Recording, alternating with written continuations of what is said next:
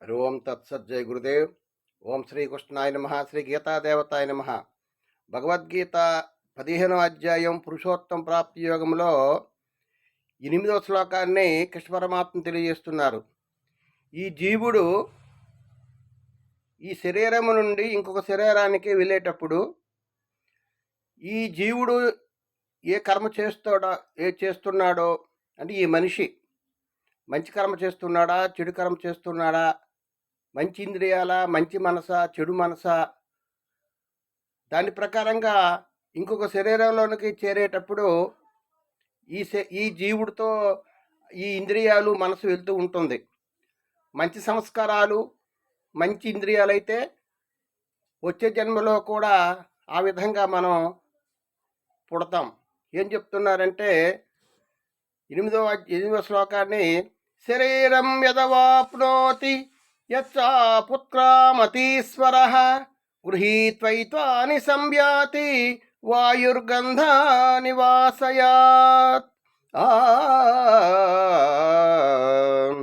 వాయువు వాసనలను ఒక చోట నుండి మరి ఒక చోటకి తీసుకొని పోవునట్లుగా దేహాదులకు స్వామి అయిన జీవాత్మ ఒక శరీరం నుండి త్యజించినప్పుడు మనస్సు ఇంద్రియములను గ్రహించి వాటితో కూడా మరొక శరీరమును పొందును, అనగా దానిలో ప్రవేశించును. జీవుడు ఈ శరీరములో నుంచి ఇంకో శరీరంలోకి ప్రవేశిస్తారు.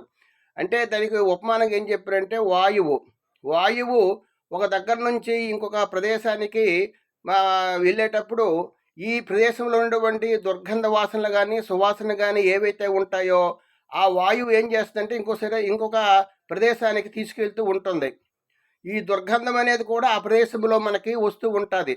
ఆ విధంగా వాయువు ఏం చెప్తున్నారంటే, వాయువు వాసనలను ఒక చోట నుండి మరొక చోటకి తీసుకొని పోయినట్లుగా వాయువు ఏం చేస్తుంటే ఒక దగ్గర ఉన్నటువంటి దుర్వాసన కానీ మంచి వాసన కానీ ఏదైనా సరే ఇంకో శరీరం తీసుకొని పోయినట్లుగా ఈ జీవుడు ఒక శరీరం నుండి ఇంకో శరీరానికి వెళ్ళేటప్పుడు ఏవైతే మనం కర్మలు చేస్తామో ఆ కర్మలు ఇంకో శరీరానికి తీసుకెళ్తూ ఉంటాడు. అంటే ఈ జీవుడితో ఇంద్రియాలు వెళ్ళిపోతూ ఉంటాయి. మనసు ఇంద్రియాలు కూడా ఈ జీవుడితో వెళ్తూ ఉంటాయి.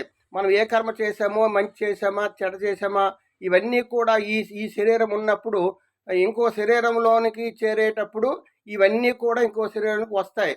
అందుకే మనం చిన్నప్పటి నుంచి కూడా ఊహించిన విధంగా కొన్ని కర్మలు చేస్తూ ఉంటాం.